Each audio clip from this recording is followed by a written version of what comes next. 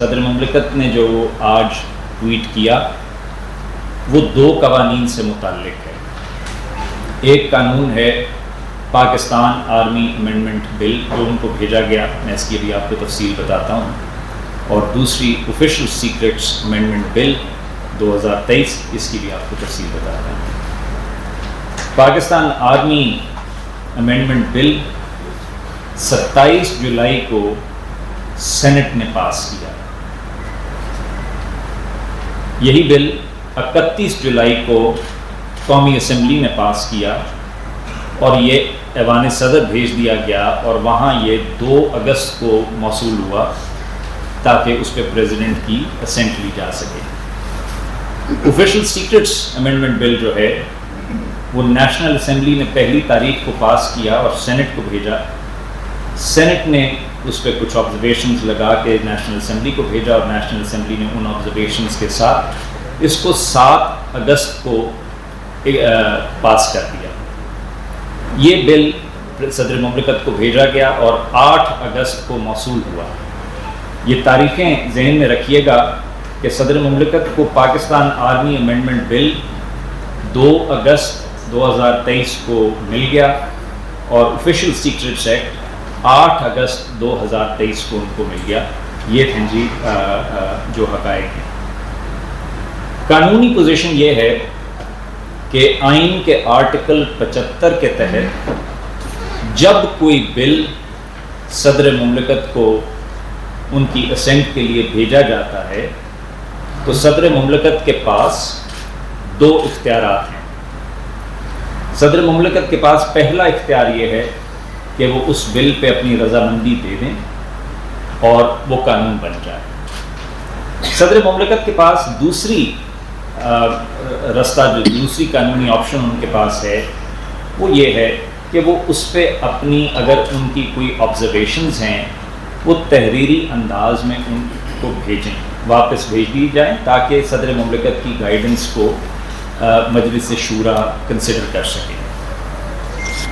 Article 75 کے تحت کوئی تیسرا اختیار نہیں ہے اور یہ دونوں اختیارات ایکسرسائز کرنے کے لیے ٹائم لمٹ قانون کے اندر لکھی ہوئی ہے اور وہ ہیں 10 دن. 10 دن کے اندر صدر مملکت یا ایک رستہ لیں یا دوسرا رستہ لیں. میں آپ کو واپس حقائق کی طرف لے جاؤں کہ پاکستان آرمی امینڈمنٹ بل 2 اگست کو ایوان صدر میں ریسیو ہو گیا، جناب صدر مملکت کو مل گیا، اور آفیشل سیکرٹس امینڈمنٹ بل جناب صدر کو 8 اگست 2023 کو مل گیا. 10 دن کی مدت میں نے قانون میں آپ کو بتا دی ہے جو آرٹیکل 75 کے بعد ہے. صدر مملکت کے پاس 10 دن میں یہ چیزیں دونوں رستے ان کے پاس اویلیبل تھے. 12 مرتبہ ماضی قریب میں اور ماضی بعید میں صدر مملکت نے یہ دونوں اختیارات کو استعمال کیا. بہت سارے قوانین ایسے تھے جن پہ صدر مملکت نے اپنی اسینٹ دی، بہت سارے قوانین تھے جہاں صدر مملکت کی کچھ آبزرویشنز تھیں، انہوں نے وہ آبزرویشنز لگا کے بھیجیں. ہر موقع پہ صدر مملکت نے اپنے دستخط ثبت کیے اور اپنے دستخط کے ساتھ بھیجا واپس. آج سے پہلے صدر مملکت نے کبھی یہ نہیں ہوا کہ ایسی کوئی نوعیت ہمارے سامنے نہیں آئی، ایسی کوئی سچویشن ہمارے سامنے نہیں آئی جناب صدر کی صدارت کے دوران کہ جس میں بغیر دستخط ثبت کیے کسی چیز کو واپس کرنے کا عندیہ دیا گیا ہو یا واپس کرنے کے احکامات دیے گئے ہوں. یہ آج سے پہلے نہیں دیکھا گیا. میں اس موقع پہ اب رکوں گا. آپ کا شکریہ. اتوار کی اس شام آپ لوگوں کی جو زندگی ہے اس کو متاثر کرنے کی معذرت.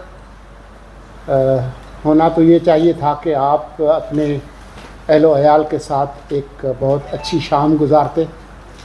جو پاکستان کے عوام ہیں جو ٹی وی دیکھتے ہیں ان کی بھی خواہش ہوتی کہ کوئی ہلکا پھلکا کوئی پروگرام ہوتا تاکہ ان کی زندگی میں جو تھوڑا بہت تناؤ ہے وہ دور ہوتا.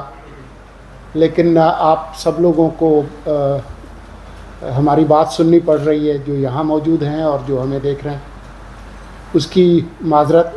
لیکن مشکل یہ ہوئی کہ پاکستان کے صدر مملکت جناب عارف علوی صاحب نے ایک ٹویٹ فرمائی جو ان کے ذاتی اکاؤنٹ سے ہے، جو پریزیڈنٹ آف پاکستان کے اکاؤنٹ سے نہیں ہے، لیکن اس میں انہوں نے جو 2 بل ان کو بھیجے گئے تھے پارلیمان کی طرف سے، اس حوالے سے کچھ فرمایا ہے، جس سے بظاہر ایسا تاثر لگا کہ شاید کوئی عینی بڑا کوئی بھونچال آ گیا ہے. میں آپ کو یقین دلاتا ہوں کہ کسی قسم کا کوئی بھونچال نہیں ہے، بہت صاف اور واضح صورتحال ہے. اور اسی وجہ سے آج میں نے اپنے کابینہ کے رفیق وزیر قانون احمد عرفان اسلم صاحب ان کو زحمت دی کہ وہ یہاں پر آئیں اور یہ جو ٹویٹ آئی ہے اس کے حوالے سے جو قانونی پوزیشن ہے اس کی وضاحت کریں. اور ویسے تو جو ملک کا آئین ہے اس کے اندر آرٹیکل 75 جس کی کاپیاں آپ کو دی گئی ہیں، اور ہم تو ڈیجیٹل ارینا میں ہیں تو آپ خود بھی گوگل کر کے اردو یا انگریزی میں آرٹیکل 75 جو ہے وہ پڑھ سکتے ہیں.